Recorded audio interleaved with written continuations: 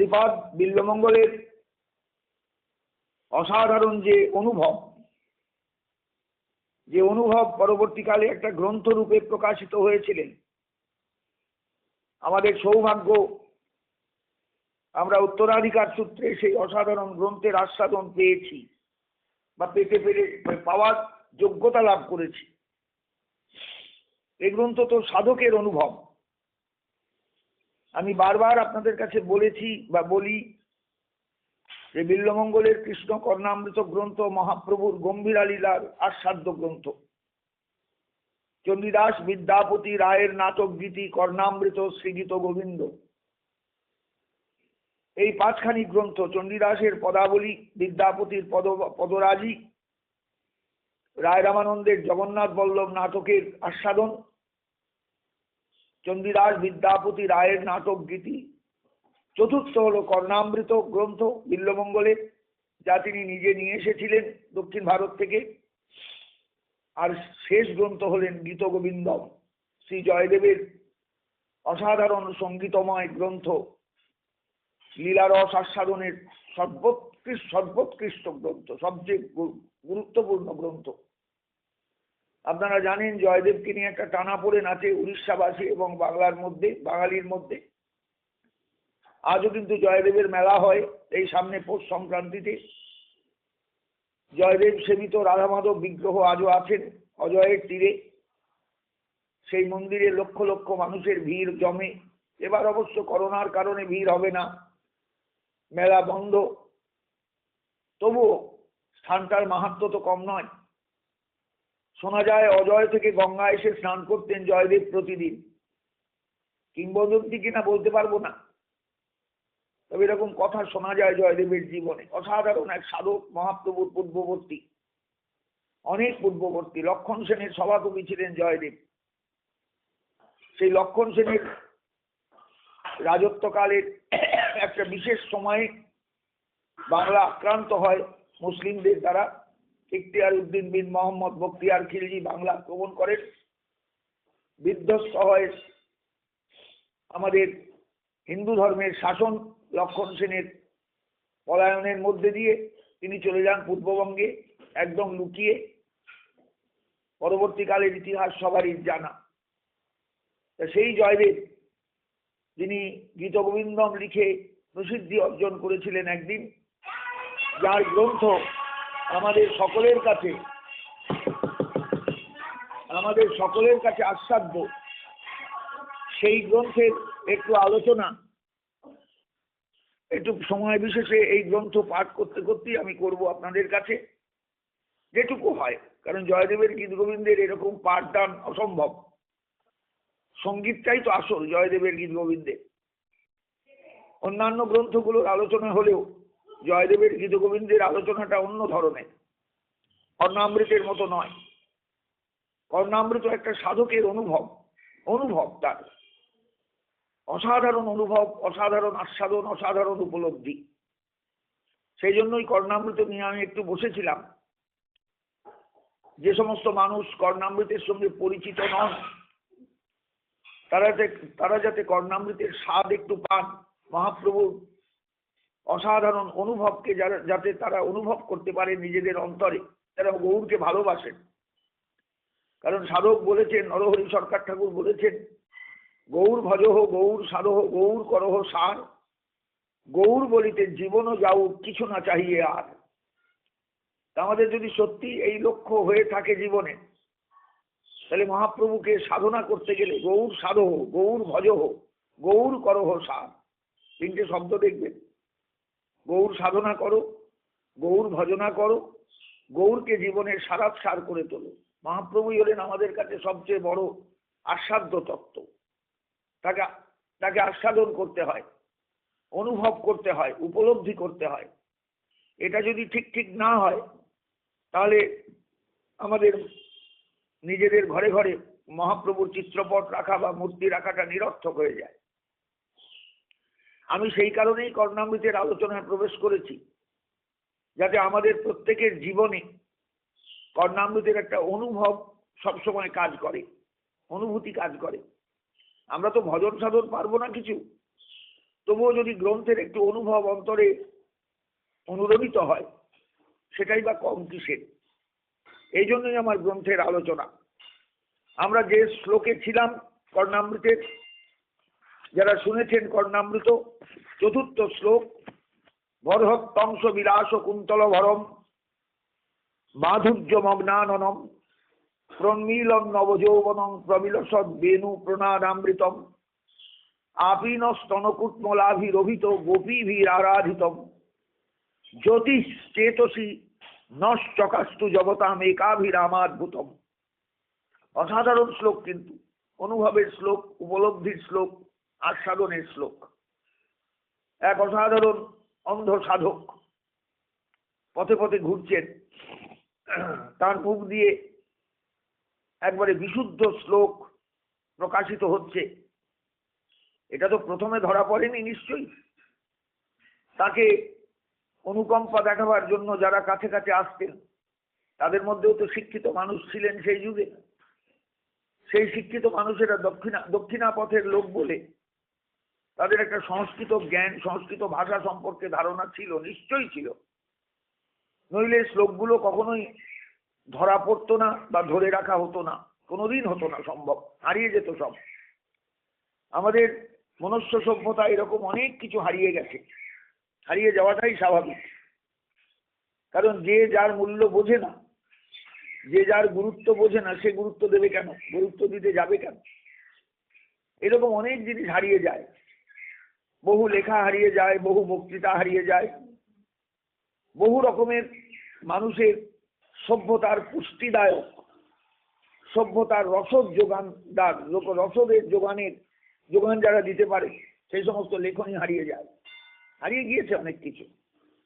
কিছু হয়তো ইচ্ছাকৃত হারানো হয়েছে। সেই সময় কাগজ ছিল না, কলম ছিল না সেই রকম, কালি ছিল না সেই রকম।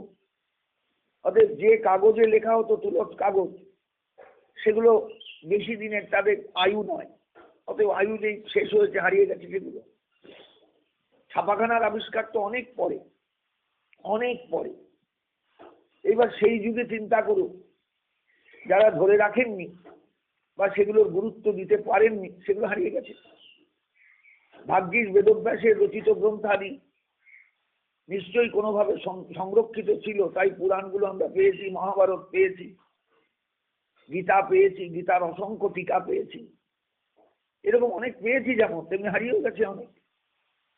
বিল্বমঙ্গলের গ্রন্থ হারিয়ে যেতে পারত, কিন্তু যেহেতু গোস্বামীগণের হাতে গিয়ে পৌঁছেছিল, তারা এর গুরুত্ব বুঝেছিলেন, নীলাচল হয়ে বৃন্দাবনে পৌঁছেছিলেন কর্ণামৃত। পরবর্তীকালে বাঙালি সাধকের দৌলতে সেগুলো বাংলায় এসেছেন, ছাপাখানার জন্ম হয়েছে, ছাপা হয়েছিল। আমি যে গ্রন্থটা নিয়ে আপনাদের কাছে পাঠ দিচ্ছি, এ তো গ্রন্থ ছাপা হয়েছিল সর্বপ্রথম মুর্শিদাবাদের রাধারমণ যন্ত্রে। সেটা অনেক কাল আগের কথা। মহারাজ মনীন্দ্র নন্দী বৈষ্ণব সাধক ছিলেন, আবার ছিলেন অসাধারণ গৌড়ীয় বৈষ্ণব জগতের পুষ্টিদাতা, পুষ্টিকারক। তাই তিনি চেষ্টা করেছিলেন এগুলো ধরে রাখতে। পুরনো যে সমস্ত গ্রন্থ দেখবেন বৈষ্ণব জগতের, সব রাধারমণ যন্ত্রে ছাপা মুর্শিদাবাদে। এইভাবেই কর্ণামৃত রক্ষিত হয়েছিলেন। এসব গ্রন্থ ছাপা হলে পাবলিশারের কিন্তু কোনো আয় হবে না, কারণ কে কিনবে, কজনা লোক কিনবে। এ তো হটকেকের মতন, এই গ্রন্থ বিক্রি হবে না, কেউ বুঝবেই না তো। সেই জন্যই আপনাদের কাছে আমার অনুরোধ, যদি দরকার হয়, এখন অক্ষয় লাইব্রেরি ছাপাচ্ছে, আপনার ইচ্ছা করলে এই গ্রন্থ একখানা সংগ্রহ করে রাখতে পারেন, এবং শুনবার সময় গ্রন্থটাকে সামনে নিয়ে যদি শোনেন খুব ভালো হয়। এই জন্যই আপনাদের কাছে হদিশগুলো দিলাম। এটা অক্ষয় লাইব্রেরি, কলকাতায় কলেজ স্ট্রিটে খোঁজ করবেন, পেয়ে যাবেন গ্রন্থ। এখন ছাপা হচ্ছে। এই গ্রন্থেরই একটা পুরনো কপি আমার ঘরে আছে। বাবা পাঠ করতেন, চোখের জল ফেলতেন পাঠ করবার সময়। আমি তখন খুব ছোট, স্কুলের ছাত্র। আমি বুঝতাম না যে চোখের জল তিনি ফেলেন কেন। এখন উপলব্ধি করি যে বিল্বমঙ্গলের কর্ণামৃতের ভেতরে ঢুকলে চোখের জল পড়তে বাধ্য। তার কারণ এটা এমন একটা ভাবজগতের গ্রন্থ, এমন একটা ভাবজগতের রহস্যময় গ্রন্থ, যদি ছবির মতন বিল্বমঙ্গলকে ভাবা যায়, একজন সাধক ঘুরে বেড়াচ্ছেন দক্ষিণা পথের বনে জঙ্গলে, রাস্তায়, নদী কূলে, পর্বতের সানুদেশে, জঙ্গলের গভীরে থাকছেন, কখনো থাকছেন পর্বতের গুহায়, কখনো থাকছেন কোনো লোকালয়ে। লোকালয়ে থাকলেও তার লোকালয়ও যা, পর্বতের গুহাও তাই, জঙ্গলও তাই, কারণ তিনি তো চোখে অন্ধ, বাহ্য দৃষ্টি তো তার নেই।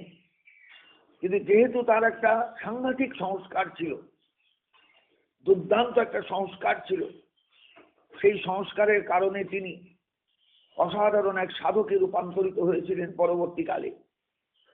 এবং সেই সাধনার ধারাটা বড় অদ্ভুত, সেটা সেই যুগে ছিল অপ্রচলিত। স্মরণের মধ্যে ডুবে, মননের মধ্যে ডুবে, চিন্তার মধ্যে ডুবে, ধ্যানের মধ্যে ডুবে সাধক সবকিছু হারিয়ে ফেলতেন। তার কাছে দিন রাতের কোনো প্রভেদ কিছু ছিল না, খাদ্য খাওয়ার জন্য কোনো তার ব্যাকুলতা ছিল না, তার শুধু ব্যাকুলতা বৃন্দাবনের জন্য, বৃন্দাবন চন্দ্রের জন্য। তাই তার কণ্ঠ দিয়ে যে কথাগুলো বেরোতো বা বেরিয়েছিল, সেগুলো অত্যন্ত ভাবজগতের দুর্লভ কথা, যেগুলোর আস্বাদন সাধারণ মানুষ কোনোদিনই টের পাবে না, টের পেতে পারে না।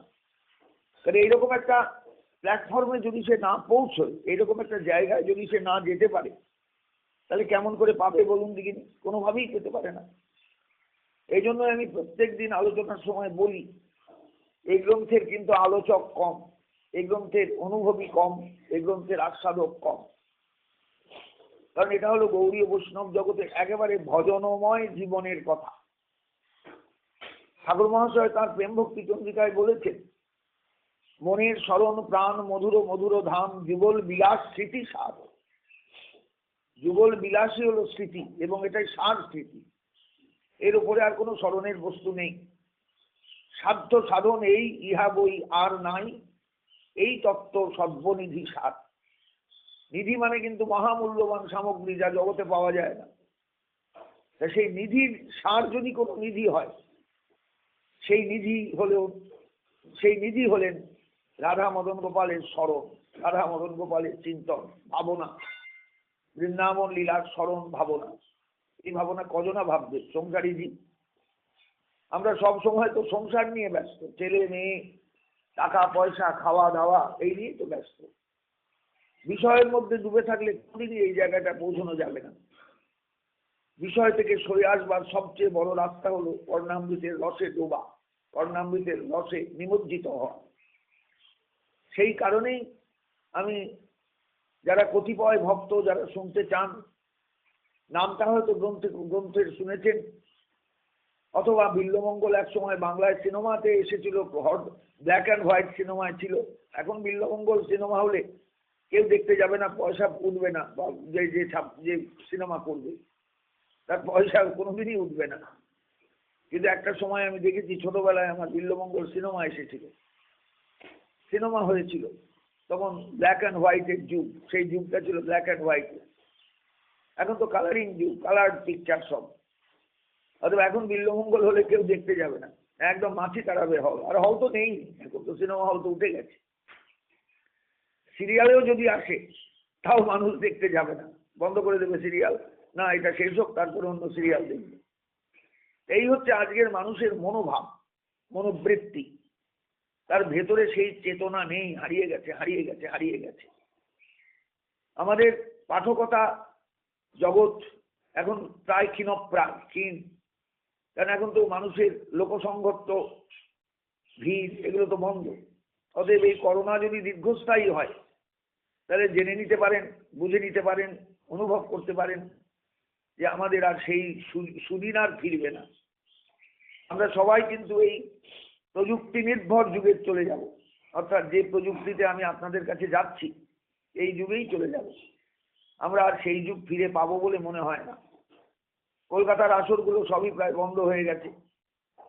যে কোনো গ্রামে গঞ্জে, যেখানে হাজার হাজার লোকের ভিড় হতো পাঠে, কীর্তনে, বিভিন্ন অনুষ্ঠানে, সে সমস্ত ভিড় নিয়ন্ত্রিত। অতএব স্বাভাবিকভাবে মানুষ এখন গৃহবন্দী। আর এই গৃহবন্দী মানুষকে একটু যদি খোরাক দেওয়া যায়, সেই কারণেই আমার এই গ্রন্থ নিয়ে আলোচনায় বসা, একটু খোরাক। কারণ আমরা তো এখন যারা একটু কিছু অন্তরে অনুভব করেন একটা অভাব, যে না বহুকাল হরিকথা শোনা হয়নি, হরিকথা শুনতে ইচ্ছা করলেও শোনার কোনো রাস্তা নেই, কোনো জায়গা নেই, সব বন্ধ সব বন্ধ সব বন্ধ, তাদের জন্যই কিন্তু আমার এই প্রয়াস। গীতা আলোচনাও সে তাদের জন্য, কর্ণামৃতের আলোচনাও তাদেরই জন্য। আবার স্মার্টফোনও যে সবারই আছে তাও তো নয়, কারণ মানুষের স্মার্টফোন কিনতেও তো পয়সা লাগে প্রচুর, সেই পয়সা খরচ করবার সামর্থ্যই বা কজনার আছে সমাজে। অনেক কেন কেন, অনেক কিন্তু কিন্তু কিন্তু, তথাপি আমি বসেছি এই কারণে যে মানুষ যদি শুনতে ইচ্ছুক হন তাহলে একটু শুনতে পাবেন অসাধারণ এক সাধকের অসাধারণ জীবন কাহিনী। এই শ্লোকগুলো তার জীবন কাহিনী, কিন্তু সেই জীবনটা কিন্তু তথাকথিত সাধারণ মানুষের জীবন নয়, এক উচ্চকোটির সাধকের জীবন। তার খাওয়া দাওয়ার গল্প এখানে নেই, তার ঘুমানোর গল্প এখানে নেই, তার স্থিতি কোথায় সেই সমৃদ্ধ জায়গা সেরকম গল্প এখানে নেই। পথে প্রান্তরে ঘুরে বেড়াতেন সেই সাধক, যার নাম বিল্বমঙ্গল, ব্রাহ্মণ সন্তান। এই মুহূর্তে তিনি অন্ধ সাধক, হিন্দি ভাষাভাষী যাকে সুরদাস বলে থাকেন, সেই সুরদাস। অন্ধ ভিক্ষুক, অন্ধ সাধক, যিনি দরজায় দরজায় ভিক্ষা করে বেড়ান, তাকে উত্তর ভারতের মানুষ বলে সুরদাস। সুরদাস যদিও একজনের ছিলেন, অতীতে শোনা যায়, তবু সুরদাস শব্দটা অসাধারণ ভাবে ব্যাপ্তি লাভ করেছে অন্ধ সাধক, অন্ধ ভিখারির ক্ষেত্রে। বিল্বমঙ্গল সেই সুরদাস। সেই সুরদাসকে নিয়েই আমার আলোচনা। যে সুরদাস রাস্তায় চলতে চলতে বুঁদ হয়ে আছেন স্মরণের মধ্যে, রাস্তায় হোঁচট খাচ্ছেন, পড়ে যাচ্ছেন, হয়তো ছড়ে যাচ্ছে হাঁটুটা, কিংবা হাতের মধ্যে লাগছে পাথরের টুকরো, কেটে যাচ্ছে হাতটা, ওসব ভ্রুক্ষেপ টুক্ষেপ তার নেই। তিনি একদম বুঁদ হয়ে আছেন স্মরণের মধ্যে, বুঁদ হয়ে আছেন। আমরা চতুর্থ শ্লোকে দেখেছি বিল্বমঙ্গলের সেই অসাধারণ নিমগ্নতার কথা। নিমগ্নতা কিরকম দেখুন, বরহত্তংশ বিলাস কুন্তল ভরম মাধুর্য মগ্নাননং প্রন্মীলন নবযৌবনং প্রবিলসৎ বেণু প্রণাদামৃতম আপীন স্তনকুটমলাভিরোহিত গোপীভিরারাধিতম জ্যোতিশ্চেতসী নশ্চকাত্তু জগতাম একাভিরামাদ্ভুতম। শৃঙ্গার রসের নায়ক, ভুলে যাবেন না, শৃঙ্গার রসটাই হলো জগতে সেই রস, যে রস নরনারীর মিলনের মধ্যে দিয়ে অনুভূত হয়, সবাই অনুভব করেন। বিবাহিত নারী পুরুষ, বিবাহিত না হলে অনুভব করা যায় শৃঙ্গার রস। যখন বয়স হয়, দেহে যৌবন আসে, কৈশোর উত্তীর্ণ হয় একটা যুবক অথবা যুবতী, এটা হলো জাগতিক শৃঙ্গার। আর এই শৃঙ্গার ও রসময় বিগ্রহী হলেন শ্রীমন মদন গোপাল। ভাবুন একবার, অপ্রাকৃত কামদেব বলে তাকে বলা হয়েছে চৈতন্য চরিতামৃতে। বৃন্দাবনে অপ্রাকৃত নবীন মদন, কামবীজ কাম গায়ত্রে যাঁর উপাসন, পুরুষ যোষিত কিবা স্থাবর জঙ্গম, সর্বচিত্ত আকর্ষক সাক্ষাৎ মনমথ মদন। শৃঙ্গার রসরাজ ময় মূর্তি ধর, অতএব আত্ম পর্যন্ত সর্বচিত্ত হর। রায় রামানন্দ সংবাদ শ্রী চৈতন্য চরিতামৃতের মধ্যলীলার অষ্টম পরিচ্ছেদ। যাদের কৌতূহল হবে তারা জায়গাটা পড়ে দেখতে পারে। রামানন্দ মহাপ্রভুকে কৃষ্ণের স্বরূপ বলছে। কৃষ্ণ একটা ছেলে, বেটা ছেলে, আর রাধারানী একটা মেয়ে ছেলে। এই বোধ নিয়ে যারা রাধা কৃষ্ণ লীলা শুনতে বসেন, আমি তাদের কখনোই আহ্বান জানাবো না এই গ্রন্থ আস্বাদন করতে, কখনোই নয়। কারণ তাদের তো জাগতিক বিকারই কাটেনি, জাগতিক বিকারই দূরীভূত হয়নি। তাদের তারা কি করে বুঝবেন যে শৃঙ্গার রসের সর্বোচ্চ স্তরটা কোন জায়গায়? পরিষ্কার বলেছেন, আপীন স্তনকুটমলাভিরোহিত গোপীভির আরাধিত। যে গোপীগণ তাকে আরাধনা করছেন সর্বদা, সেই বৃন্দাবনকে দর্শন করছেন বিল্বমঙ্গল, তাদের স্তনযুগল সবেমাত্র একটু বৃদ্ধি লাভ করেছে। আপীন, ঈষৎপীন, একটু স্থূল হয়েছে। নারীর কৈশোর এলেই দেখবেন তার বুকটা উঁচু হয়ে ওঠে। যে কোনো নারীর এটাই হলো আসল দৈহিক যে পরিবর্তন শরীরের, সেটা বোঝা যায় এই জায়গায়। পুরুষের বোঝা যায় অন্যভাবে, নারীর বোঝা যায় পরিষ্কার তার দিকে তাকালেই, যে মেয়েটির মধ্যে কৈশোর এসেছে, এইবার সে যৌবনে পদার্পণ করবে। বৃন্দাবনে গোবিন্দের সেবিকাগণ সকলেই কিন্তু নারী, সকলেই কিন্তু আহির গোয়ালি, আহিরি। এই আহিরিগণ তাকে ঘিরে আছে চারদিকে। এই আহিরিরা তাকে সবসময় সেবা করে, আরাধনা করে। শব্দটা দেখবেন, তারা নিজেদের সুখের জন্য প্রয়াস ইচ্ছা নিয়ে তার কাছে যায় না। প্রত্যেক নারী পুরুষের কাছে যায় নিজের সুখের জন্য, তার দৈহিক তৃপ্তির জন্য। কিন্তু এরা কিন্তু নিজেদের সুখ নিয়ে যায় না, নিজেদের সুখের প্রতি তাদের এক তিলার্ধ দৃষ্টি নেই। অতএব জগতের থেকে তারা সম্পূর্ণ আলাদা। জগতের দৃষ্টিভঙ্গি নিয়ে এই জগৎকে ভাবা যাবে না, ভাবা সম্ভব নয়। কিন্তু যারা ভাবতে পারবেন তাদের জন্যই কিন্তু আমার এই গ্রন্থে আস্বাদনের জন্য তাদের আহ্বান জানাচ্ছি আমি। সবাই কিন্তু বুঝতে পারবেন না, কারণ রাধা কৃষ্ণ লীলা বড় দুরূহ বস্তু, খুব অত্যন্ত কঠিন। কবিরাজ গোস্বামী বলেছেন রাধা কৃষ্ণের এই লীলা অতি গূঢ়তর, দাস্য বাৎসল্যাদি ভাবের না হয় গোচর। আমি গোপাল বিগ্রহ সেবা করছি, এদিকে রাধা কৃষ্ণ লীলা ভাবছি, এটা হয় না, অসম্ভব। গোপাল বিগ্রহ হচ্ছেন, অধিকাংশ বৈষ্ণবের বাড়িতেই দেখবেন গোপাল সেবা হচ্ছে। গোপাল বিগ্রহ হচ্ছেন বাৎসল্য রসের বিগ্রহ। বাৎসল্য রসের সঙ্গে শৃঙ্গার রস একদম বিপরীত রস, একদম বিপরীত, একদম বিপরীত। অতএব গোপাল সেবা করতে করতে আপনি ঝপ করে রাধা কৃষ্ণের লীলায় প্রবেশ করতে পারবেন না, এই জায়গাটা ভুলে যেতে হবে। বাৎসল্য রসের স্থান শৃঙ্গার রসের থেকে অনেক নিচে। শান্ত, দাস্য, বাৎসল্য, সখ্য, তারপরে মধুর। মধুর হলো সর্বোত্তম আস্বাদক। মধুরেতেই সম্পূর্ণতা, মধুরেতেই পূর্ণতা। এই পূর্ণতা যেখানে, সেই মধুর রসের লীলাকে বুঝতে গেলে নিজের অন্তরটাকেও তৈরি করা দরকার, হৃদয়টাকেও তৈরি করা দরকার, মানসিকতার পরিবর্তন দরকার, বিরাট বিরাট বিরাট। এটা না বুঝলে এই গ্রন্থ আস্বাদন সবাই করতে পারবেন না। এই শ্লোকে, চতুর্থ শ্লোকে, যদি আমি আগে বলেছি, তবুও চতুর্থ শ্লোকের তৃতীয় লাইনে বিল্বমঙ্গল অনুভব করছেন, বৃন্দাবনকে দেখছেন অন্তর্দৃষ্টি দিয়ে, চোখের দৃষ্টি দিয়ে নয়। চোখ হারিয়ে গেছে, চোখকে নিজেই ধ্বংস করে দিয়েছেন, বাইরের চোখ। এবার ভেতরের চোখটা গোবিন্দের কৃপায় খুলে গেছে, রাধারানীর করুণায় খুলে গেছে। এটা তো সব সাধকের হয় না। বিল্বমঙ্গল এমন একটা স্তরের সাধক, এমন একটা স্তরের তিনি অসাধারণ সাধক, যে স্তরটা বুঝতে না পারলে এই গ্রন্থের আস্বাদন বুঝতে পারবেন না। তিনি শয়নে স্বপনে জাগরণে সর্বদাই ধ্যানস্থ, সর্বদাই লীলা স্মরণে ব্যস্ত। এই লীলার স্মরণটা তাকে জোর করে করতে হয় না, স্বাভাবিক লীলা স্ফূর্তি লাভ করে, স্বাভাবিকভাবে লীলা তার মধ্যে জেগে ওঠে। তিনি অনুভব করেন তার চোখের সামনে যেন ব্রজলীলা আস্বাদন করা, ব্রজলীলা প্রকাশিত হচ্ছে, তিনি আস্বাদন কর্তা। এবং এই আস্বাদন করতে গিয়ে তিনি এত অসাধারণ কথাগুলো বলেছেন। এই গ্রন্থ যত এগুবেন তত সবাই বুঝতে পারবেন যে এই গ্রন্থের আস্বাদনটা কোন জায়গায়। আপীন স্তনকুটমলাভিরোহিত গোপী ভিরারাধিত, অজস্র গোপীগণ তার সেবা করছে। তিনি শৃঙ্গার ও রসরাজময় মুক্তিধর, শৃঙ্গার রসের নায়ক, তিনি বিষয় রস। আর ব্রজদেবীগণ হলেন শৃঙ্গার রসের আশ্রয় কোটিগত রস। আশ্রয় বিষয় মিলেই তো রসের আস্বাদন। মা আছেন, তার কোলের ছেলে নেই, বাৎসল্য রসের আস্বাদন হবে? হবে না। কিংবা ছেলে আছে, মা নেই, বাৎসল্য রসের আস্বাদন হবে না। এটাই তো স্বাভাবিক। একটা নারী আছে, তার পাশে পুরুষ নেই, শৃঙ্গার রসের আস্বাদন হবে না। একটা পুরুষ আছে, তার পাশে নারী নেই, শৃঙ্গার রসের আস্বাদন হবে না। বিষয় কোটিকেও চাই, আশ্রয় কোটিকেও চাই। দ্বিকোটি স্থিত অয়ং রস, এই রসটা হলো দ্বিকোটি স্থিত। এইবার জগতে সবকিছু আছে, কিন্তু এখানে শান্ত আছে, দাস্য আছে, সখ্য আছে, বাৎসল্য আছে, মধুর আছে, সব আছে, কিন্তু সবই স্বার্থপরতাময়, সসুখ বাসনাময়। এবার এই সসুখ বাসনাটাকে ছেড়ে এই রসটাকে এইবার অনুভব করার চেষ্টা করলেই আপনি বুঝতে পারবেন আপনি কোথায় চলে গেলেন।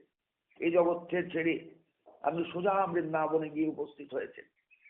এটা ছাড়াই তো দুর্ঘট, এটা ছাড়াই তো কঠিন। আমি সংসারও করবো, স্ত্রী পুত্র পরিবার নিয়েও চলবো, আবার ব্রজরসের মধ্যে ডুববো, এটা হয় না। অতএব এই সংসারকে আপাতত তাকে বিদায় জানাতে হবে, গুড বাই জানাতে হবে, তবে আপনি ব্রজরসের আস্বাদন পাবেন। আর যারা জীবনে সংসারের সুখটাই অনুভব করেননি, সংসারের দিকে ফিরেও তাকাননি, তারা পাবেন। বিল্বমঙ্গল দ্বিতীয় স্তরে তার জীবনে প্রথম দিকে যৌবনের প্রারম্ভে বা যৌবনের মধ্যবর্তী সময়ে চিন্তামণি তার পাশে ছিলেন, শৃঙ্গারসের আস্বাদন হয়েছিল। চিন্তামণির কাছ থেকে আঘাত পাওয়ার পর যখন রাস্তায় বেরোলেন বিল্বমঙ্গল, তার পূর্ব জীবনের স্মৃতি যখন ফিরে এলো, সংস্কার কাজ করতে শুরু করলো, তখন শুধু বৃন্দাবনের জন্য হাহাকার। এই হাহাকারটা চট করে আসে না। বিল্বমঙ্গলের এই হাহাকার চট করে আসতে পারে না কারোর মধ্যে, কখনো সম্ভব নয়। গুরু কৃপা তার জীবনে এত সাংঘাতিক ভাবে কাজ করলো, গুরুদেবের করুণা তার জীবনে এমন ভাবে ক্রিয়া করলো যে বিল্বমঙ্গল রাস্তায় বেরুলেন শুধু নয়, স্মরণকে সঙ্গী করে বেরুলেন। এই স্মরণই তাকে বাঁচিয়ে রাখলো যতদিন তিনি বেঁচে ছিলেন। ভাবতে পারবেন না, যতদিন তিনি বেঁচে ছিলেন এই স্মরণই তাকে বাঁচিয়ে রেখেছিল। এই স্মরণই তার খাদ্য, এই স্মরণই তার পানীয়, এই স্মরণই তার সুখ, এই স্মরণই তার দুঃখ, সব কিছু স্মরণময়। এই জন্য শ্রবণম কীর্তনম বিষ্ণু স্মরণম, এই স্মরণমূলা ভক্তি বৈষ্ণব জগতের বড় আনন্দদায়ক। সবাই পান না, কিন্তু যারা পান তারা কিন্তু কৃতার্থ হয়ে যান। বিল্বমঙ্গল আমাদের কাছে তাই এক অসাধারণ উদাহরণ, অসাধারণ উদাহরণ, যার তুলনা কারুর সঙ্গে দেওয়া যাবে না। এই জন্য গ্রন্থটির আলোচনাটা বৈষ্ণব জগতে হওয়া দরকার। ঘরে রাখলে চলবে না, শুধু চৈতন্য চৈতামৃতের পয়ার আওড়ালে চলবে না, গ্রন্থের আস্বাদনটাও দরকার, গ্রন্থের অনুভবটাও দরকার, গ্রন্থের উপলব্ধিটাও প্রয়োজন। এই জন্যই আমি আমার জীবনের শেষ ধাপে এসে এই গ্রন্থের একটু আলোচনায় ঢুকেছি, যাতে ভবিষ্যতের মানুষ যারা তৃষ্ণার্ত হবেন, ক্ষুধার্ত হবে এই আস্বাদনের জন্য, তারা কিছু অনুভব হয়তো জোগাড় করলেও করতে পারেন। এই জন্যই আমার এই গ্রন্থে প্রবেশ করা। পরিষ্কার বলতেন, বর্হত্তংশ বিলাস কুন্তল ভরম, ফুর্তি এসেছে মনে, ফুর্তি এসেছে চিত্তে, স্ফূর্তি জেগেছে অন্তরে। বিল্বমঙ্গলে তিনি ঘুরছেন, রাস্তায় ঘুরছেন। বৃন্দাবন কত দূরের পথ তিনি জানেনও না, জানবার চেষ্টাও করেন না, কারণ বৃন্দাবন স্মরণ করার সঙ্গে সঙ্গে বৃন্দাবনের স্ফূর্তি তার মধ্যে। তিনি দেখছেন গোবিন্দ দাঁড়িয়ে আছেন, রাধারানী তার বাঁ দিকে, রাসস্থলিতে সমস্ত ব্রজদেবীগণ এসেছেন। তিনি নিজেও একজন ব্রজের সখী, ব্রজের মঞ্জরী, নিজেকে দেখছেন। তখন আর তার পুরুষ দেহটা তার চোখে পড়ছে না, এটি নারী দেহ। ঘাগরা পরনে পরা, ভারী সুন্দর মাথায় চুল, সেই চুল গড়িয়ে পড়েছে নিচে ঘাড় দিয়ে, বুকের মধ্যে কাঁচুলি, সেই কাঁচুলির ওপর ওড়না, গায়ে অনেক গহনা। রাধারানীর প্রিয় সখীগণের মাঝখানে তিনি দাঁড়িয়ে আছেন। সখীরা তার রূপ দেখে হাসছেন, তার রূপ দেখে নানা রকম টিপ্পনি কাটছেন। বিল্বমঙ্গল কখনো হাসছেন, কখনো তাদের কথার উত্তর দিচ্ছেন, কখনো ডুবে আছেন বা ডুবে গেছেন অদূরবর্তী রাসস্থলীর দিকে, গোবিন্দের দিকে তাকিয়ে। এই হচ্ছে তার অবস্থা। এইভাবেই তিনি দর্শন করতে করতে ঘুরে বেড়াচ্ছেন দক্ষিণ ভারতের ইতস্তত নীলগিরি পর্বতের বিভিন্ন অঞ্চলে। কখনো কখনো চলে আসছেন তার কৃষ্ণবেন্না নদী ধরে একবারে জন্মস্থানের কাছাকাছি, কখনো আবার ঘুরে যাচ্ছেন সেই জায়গায়। দক্ষিণ ভারতের বিভিন্ন অঞ্চলেই তার পরিভ্রমণ। এইভাবেই এক সময় হতো। আমরা কিন্তু সেই সাধককে যদি না ভাবতে পারি, তাহলে কিন্তু তার সাধকের আস্বাদনটা পাবো না। তার চোখে নীলগিরি পর্বত যা, সামনে যে নদী সেই নদীও তাই, সবই তো একাকার। কিন্তু বৃন্দাবনের অনুভব যখন জানছে, তখন একদম স্পষ্ট যেন দেখছেন সবকিছু, গোবিন্দকে দেখছেন। বর্হত্তংশ বিলাস কুন্তল ভরম, মাথায় চুল এলোমেলো হয়ে আছে, বাতাসে উঠছে, তার মধ্যে ছুটি বাঁধা, ঝুঁটির ওপরে একটা সুন্দর ময়ূরপুচ্ছের চূড়া, ময়ূরপুচ্ছের চূড়াটা হাওয়ায় দুলছে। অসাধারণ মুখখানা, মাধুর্য মগ্নানন, এত মাধুর্য, সেই মাধুর্যের মধ্যে আনন্দ ডুবে আছে, মাধুর্যের সমুদ্রে আনন্দ ডুবে আছে। তাহলে মুখটার শোভা কেমন বলুন তো? এটা অনুভবী ছাড়া কেউ টের পাবেন না। প্রমিলন নবযৌবন, সমস্ত দেহে ঝলমল ঝলমল করছে যেন যৌবনের সৌন্দর্য, কৈশোর অতিক্রান্ত যৌবনের সৌন্দর্য সব যেন শরীর দিয়ে ঝরে পড়ছে। কারণ সত্যি কথা বলতে কি, যারা এসেছেন তার কাছে সেই ব্রজদেবীগণ, তারা তাকে তো যৌবনে পরিপূর্ণ রূপেই দেখতে চান, যৌবনে পরিপূর্ণ রূপেই তাকে পেতে চান, যৌবনে পরিপূর্ণ রূপেই তাকে আস্বাদন করতে চান। তাই ছুটে এসেছেন তার অধরের বেণুধ্বনি শ্রবণ করে। প্রবিলসৎ বেণু প্রনাদ অমৃত, বেণুর যে প্রকৃষ্ট নাদ, যে নাদের মূল হলো ওঙ্কার, ওঙ্কারার্থ মুদিরয়ন, দেখবেন এই গ্রন্থের মধ্যেই পাবেন। তিনি বেণুধ্বনির মধ্যে দিয়ে ওঙ্কারের ধ্বনি সর্বত্র ছড়িয়ে দেন, সমস্ত জগৎকে ওঙ্কারে আকর্ষণ করেন, প্রণবে আকর্ষণ করেন। ওই প্রণবিত সবকিছুর মূল, জগৎটা তো সৃষ্টি হয়েছে প্রণবে, প্রণব থেকে, ওঙ্কার থেকে।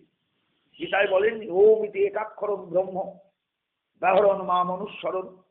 অর্জুন, ওঙ্কার হলেন একাক্ষর ব্রহ্মবাচী। আমাদের দর্শনে বলা আছে ওঙ্কার মানেই হলো তস্য বাচক প্রণব, ব্রহ্মের বাচক হলেন প্রণব, ব্রহ্মের প্রকাশক হলেন প্রণব। সেই প্রণবের ধ্বনি তার বেণুনিনাদ দিয়ে প্রকাশিত হয়।